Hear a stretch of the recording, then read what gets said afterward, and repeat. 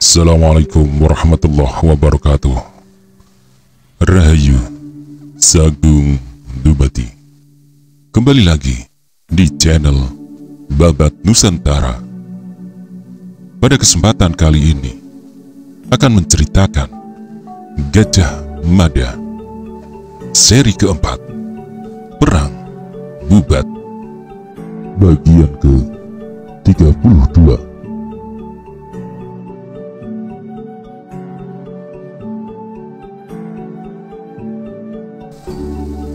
Kau merasa tahu bagaimana perasaanku kepadamu? Tanya Sani secara heran. Dia Pitaloka memberikan senyumnya, senyum paling cantik yang pernah ia berikan kepada orang. Kemarin di tempat ini, aku melihat Kakang melukisku. Aku melihat Kakang berdiri, lalu berteriak. Ulangi ucapanmu itu, Kakang. Izinkan aku mendengarnya sekali lagi. Pinta dia Pitaloka. Saniscara merasa lehernya tercekik atau tersumbat yang menyebabkan ia kesulitan menarik nafas. Seperti orang yang sudah tua, tangannya gemetar, buyutan sejalan dengan bibirnya yang juga gemetar tak terkendali. Aku membuat lukisan itu karena aku jatuh cinta kepadamu, ucap Saniscara dengan suara sangat serak. Aku benar-benar tidak tahu diri. Sahabatku Riung Sedatu bahkan menyebutku punggung merindukan bulan. Namun dia Pitaloka citra resmi menggeleng. Dia Pitaloka membuka kedua telapak tangan Saniscara yang saling pegang dan menempatkan diri nyaris di pelukan laki-laki itu. Aku memiliki perasaan yang sama seperti Kakang, ucapnya. Saniscara bingung. Ia merasa apa yang terjadi itu mimpi dalam mimpi. Apa guna tersadar dari mimpi jika masih terjerembab dalam bingkai mimpi yang lain? Dengan amat takut, Saniscara mengulurkan tangan untuk menyentuh bidadari cantik di depannya untuk membuktikan apa benar-benar nyata atau semu belaka.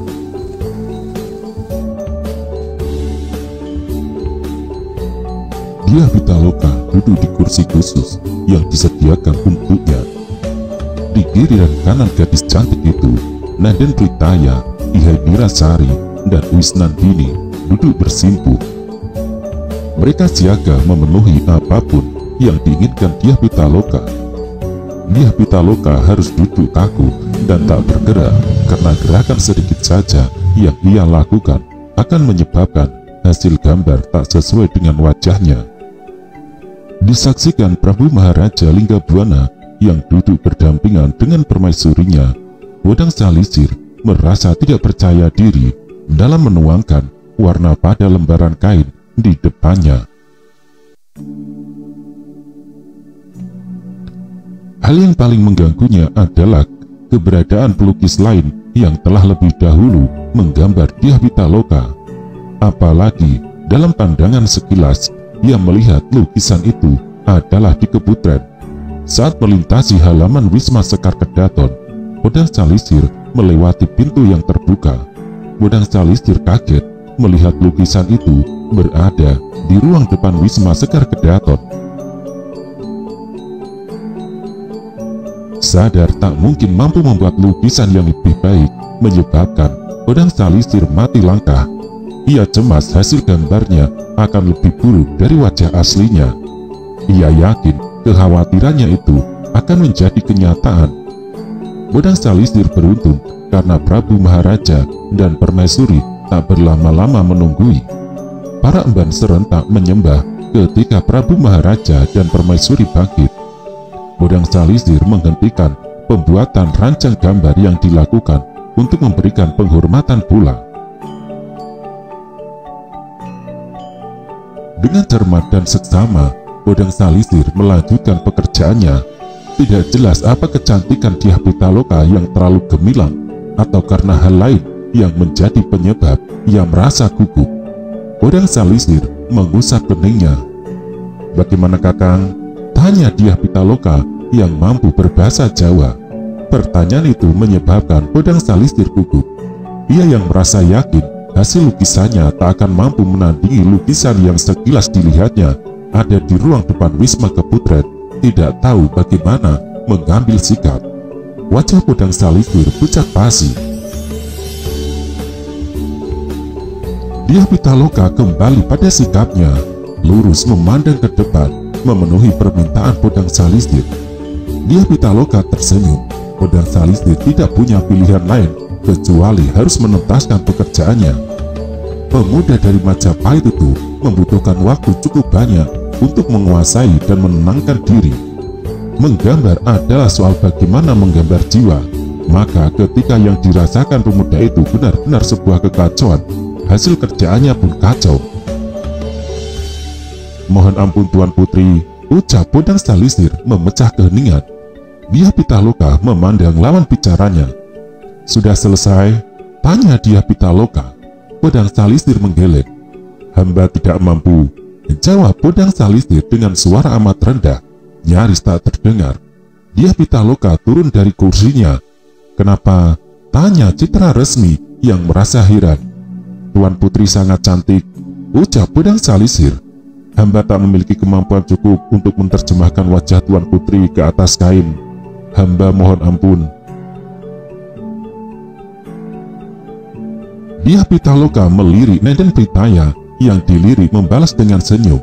Tak kepalang rasa malu Podang Salisir ketika Dia Pitaloka melihat hasil kerjaannya. Rancang gambar itu masih berupa coretan-coretan yang sama sekali tidak sesuai dengan pemilih wajah. Namun Dia Pitaloka sama sekali tidak tersinggung, meski wajahnya berubah menjadi amat buruk. Apa yang diucapkannya sangat bijak. "Tidak apa, mungkin Kakang harus menenangkan diri lebih dulu. Gagasan bisa muncul pada saat tak terduga, sebagaimana gagasan tak bisa dipaksa. Bukankah demikian Kakang?" Podang Salisir akhirnya memilih meninggalkan selasar halaman samping Wisma Keputren, meninggalkan entah apa yang akan menjadi pembicaraan Dia Pitaloka dengan para abdinya.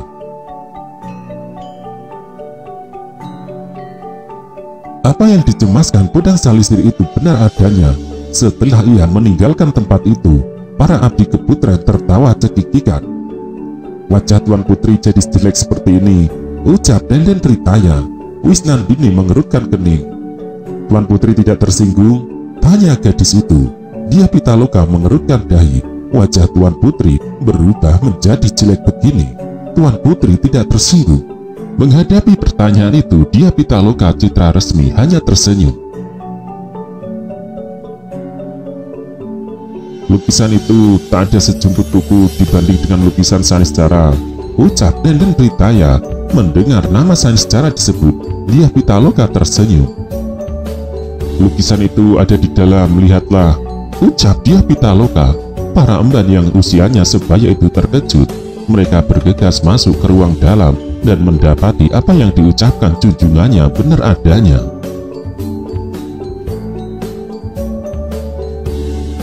Lukisan yang indah, lukisan yang amat hidup, seolah bukan lukisan. Lukisan Dia Pitaloka berlatar telaga itu sungguh sangat cantik. Bagaimana lukisan itu bisa berada di Wisma Keputren?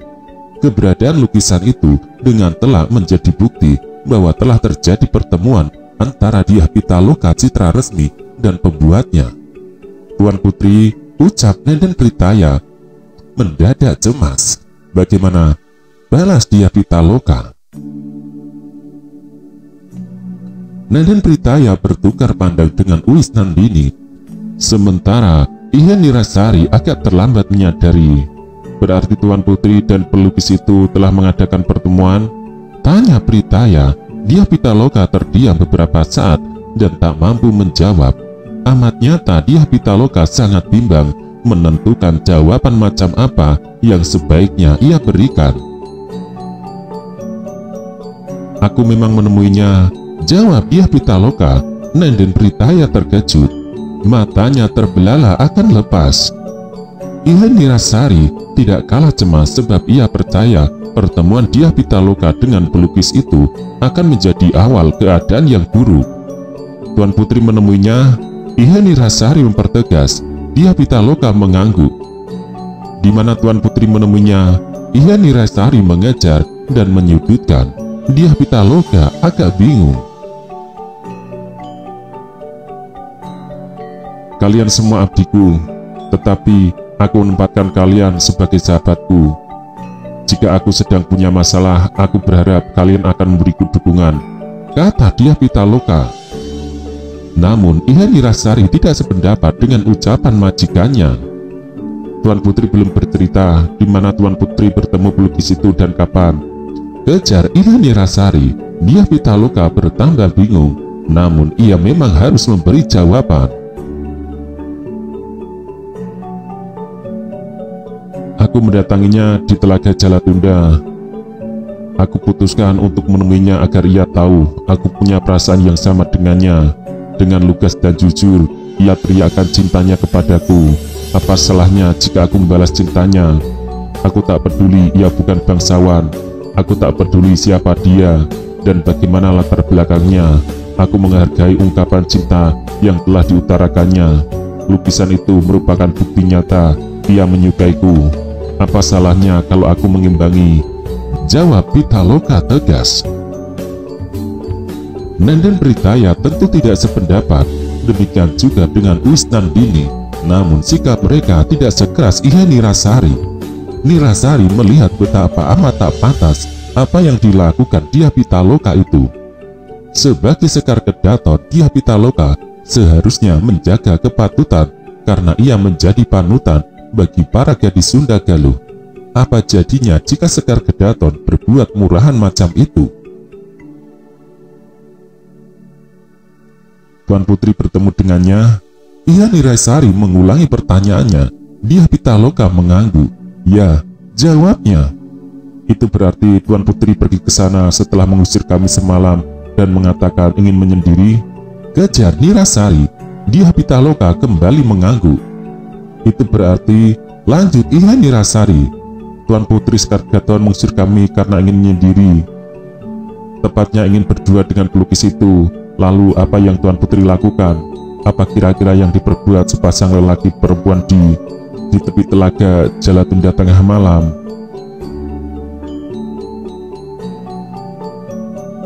Betapa cemas Iha Nirasari membayangkan di tengah malam tanpa ada prajurit yang mengawal. Dyah Pitaloka hanya berdua dengan lelaki, sementara pihak ketiga di antara mereka adalah nafsu yang bisa membara. Jika itu terjadi sungguh mengerikan karena Raja Majapahit menghendaki Dyah Pitaloka citra resmi sebagai permaisurinya. Namun Dyah Pitaloka citra resmi sangat kukuh pada keyakinannya. Bayangan wajah Saniscara sangat kuat menyengkram benaknya ketika cinta yang berbicara, apalagi Dyah Pitaloka citra resmi menganggap cintanya yang sedang membara adalah cinta sejati. Hal itu membuatnya melihat semua orang yang mencoba menghalanginya adalah musuh yang harus dienyahkan. Kakang Saniscara Patiwuhura mencintaiku, berkata Dyah Pitaloka. Ia buktikan cintanya dengan lukisan hasil karyanya. Adakah cara pengungkapan hasrat cinta yang lebih dahsyat dari lukisan itu? Nenden Britaya gelisah, Wisnandini juga gelisah. Jawab Tuan Putri, kata Iha Nirasari. Aku terima ajakannya untuk saling mencintai. Kutemui Kakang Saniscara untuk memberikan jawabnya. Lanjut Pitaloka. Iha Nirasari melotot tak jelas apa haknya untuk marah macam itu. Tidak boleh Tuan Putri, ucapnya dengan nada kasar. Tuan Putri tidak boleh merendahkan martabat macam itu. Saniscara itu hanya orang biasa. Ia tidak berasal dari golongan bangsawan. Ia tidak memiliki darah menak. Dyah Pitaloka bukan jenis orang yang berhati lembek. Dyah Pitaloka bisa menjadi batu amat keras ketika tersudutkan. Jaga suaramu Ihai, balas Dyah Pitaloka. Dengan perasaan tidak senang, Dyah Pitaloka ingat ibunya sekalipun tak pernah membentaknya. Jika aku tersudut pada pilihan yang paling buruk, jawab Dyah Pitaloka, aku lebih mengedepankan cintaku karena hanya cinta sejati yang akan membahagiakan, bukan kedudukan sebagai istri raja, bukan harta benda dan martabat. Kepada siapa aku memberikan cintaku adalah urusanku yang tidak perlu dicampuri orang lain. Jangan coba-coba memaksaku, karena aku bisa tidak membutuhkanmu dan mengusirmu pergi dari istana ini. Juga jangan ada yang berani membocorkan rahasiaku kepada Ayahanda Prabu. Jika ada yang berani melakukan itu, aku tidak membutuhkannya dan kupersilahkan pergi dari keputren. Ihan Niraisari terkejut mendapati Dyah Pitaloka menjawab sangat kasar kepadanya. Namun jawaban yang diberikan Dyah Pitaloka itu menyadarkannya bahwa ia hanya seorang pelayan. Aku tidak ingin di antara kalian ada yang membocorkan urusan ini, ulang Dyah Pitaloka.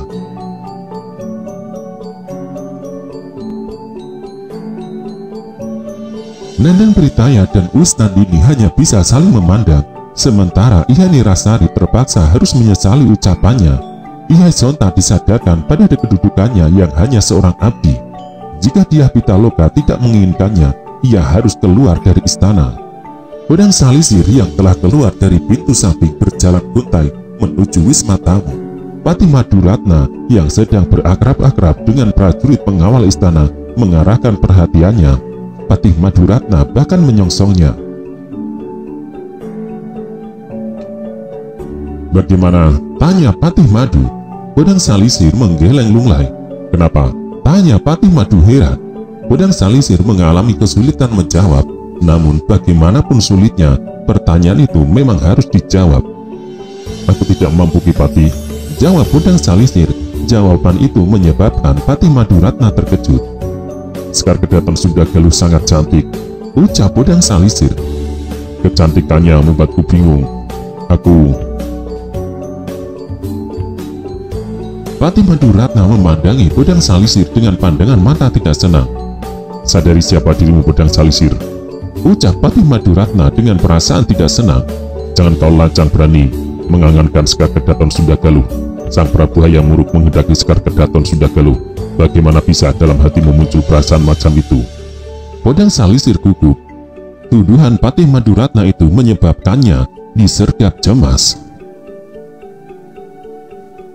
Aku sama sekali tidak menyimpan perasaan yang demikian Ki Patih. Aku hanya takut tak mampu memindahkan wajah Tuan Putri Dyah Pitaloka ke dalam gambar, balas Pedang Salisir. Patih Maduratna memandang Pedang Salisir dengan tatapan mata sangat aneh. Aku mengira aku seorang penggambar yang tak bisa ditandingi siapapun. Akan tetapi, Tuan Putri Dyah Pitaloka memiliki gambar dirinya yang sangat bagus. Aku dibayangi perasaan malu, andai kata tak mampu mengalahkan keindahan lukisan yang sudah ada itu. Itu sebabnya pemusatan pikiranku pecah. Hasil gambarku jelek sekali. Pedang Salisir melanjutkan ucapannya. Patih Maduratna memperhatikan wajah Pedang Salisir bagi menghitung tuntas beberapa jumlah jerawat di wajahnya. Patih Madu bisa menerima kilah itu, tetapi tidak bisa mencegah rasa ingin tahunya. Tanpa niat apapun, aku hanya mengatakan, menurutku Tuan Putri Dyah Pitaloka memiliki wajah yang sangat cantik. Justru karena itu, aku takut tak mampu menerjemahkan kecantikan itu ke gambar yang kubuat. Jika Tuan Putri Dyah Pitaloka melihat gambar buatanku jelek, beliau akan beranggapan aku lancang mengubah raut wajahnya menjadi jelek. Kembali Pedang Salisir menjelaskan, Patih Maduratna akhirnya bisa menerima alasan itu sepenuhnya. Tentu amat tidak baik jika tukang gambar yang didatangkan dari Majapahit tak mampu memindahkan wajah cantik Dyah Pitaloka menjadi cantik di gambarnya. Pemilik wajah bisa tersinggung jika hasil gambar itu jelek. Jadi Sekar Kedaton Sundagaluh sudah memiliki lukisan dirinya? Tanya Patih Maduratna. Ya, jawab Pedang Salisir. Gambar itu sangat bagus. Orang yang melihat akan mengalami kesulitan membedakan apa itu hanya gambar atau orang. Tentu Pedang Salisir memiliki banyak keterangan terkait lukisan Dyah Pitaloka. Gambar itu pernah dilihatnya di tepi telaga ketika seorang lelaki sedang asik menorehkan pewarna di atas lembaran kain. Laki-laki yang mengaku bernama Saniscara itu tak menyebutkan siapa orang yang digambarnya. Ia hanya mengatakan lukisan indah itu lahir dari cintanya. Apa itu berarti Dyah Pitaloka yang diinginkan Prabu Hayam Wuruk itu telah menjalin hubungan dengan orang lain? Kemungkinan itu masuk akal karena lukisan itu kini berada di keputren Istana Surawisesa. Sejauh mana hubungan antara pelukis itu dengan Dyah Pitaloka? Bagaimana kalau hubungan itu melampaui batas? Namun kecamu pikiran penuh prasangka itu hanya disimpan dalam hati. Podang Salisir tidak berniat menceritakan apa yang diketahuinya kepada Patih Maduratna. Akan tetapi Podang Salisir yang gelisah membutuhkan orang yang bisa diajak berbincang. Patih Maduratna rupanya masih belum yakin. "Lukisan itu sangat indah?" tanya Patih Maduratna. "Sangat indah Ki Patih, itu lukisan terindah dari yang pernah aku lihat seumur hidupku. Melihat Tuan Putri Dyah Pitaloka memiliki lukisan macam itu, bisa diyakini ia akan menertawakan hasil lukisanku," jawab Podang Salisir. Patih Maduratna berpikir keras. "Bagaimana kalau kau lanjutkan tugasmu?" tanya Patih Madu. Podang Salisir membusungkan dadanya dalam rangka mengisi paru-parunya sampai penuh. Podang Salisir ternyata pilih menggeleng. "Aku mempunyai gagasan yang mungkin bisa menyelamatkan Ki Patih. Sekaligus Prabu Raja Sanegara akan memperoleh gambaran nyata sosok gadis dengan kecantikan macam apa Dyah Pitaloka itu. Bagaimana kalau lukisan itu yang kita bawa ke Majapahit? Kalau tidak boleh diminta, lukisan itu dipinjam," Podang Salisir mengusulkan. Patih Maduratna berpikir keras dan berjalan mondar-mandir. Dua orang prajurit Sunda Galuh yang beradu membalapkan kudanya tidak begitu menarik perhatiannya. "Bagaimana kalau kita temui Tuan Putri Sekar Kedaton? Aku akan mencoba memenuhi gagasanmu. Lukisan itu membuatku penasaran," ucap Patih Madu akhirnya.